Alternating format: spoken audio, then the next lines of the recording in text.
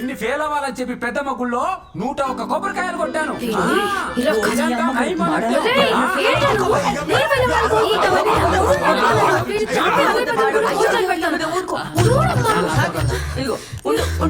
అమ్మవారికి నరబలివ్వకూడదు.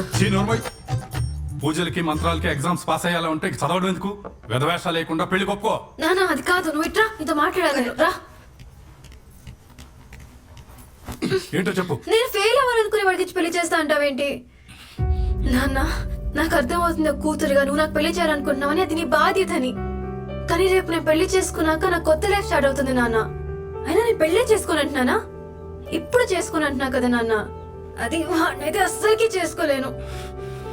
అయినా వాడికి పెళ్ళావక్కర్లేదు. ఇల్లు తుడవడానికి ఒక పనమ్మాయి, వంట చేయడానికి ఒక వంట అమ్మాయి కావాలి. నా డ్రీమ్స్ అర్థం చేసుకునేవాడు నాకు కావాలి నాన్న. ఇవేనా నీ డ్రీమ్స్? నాన్న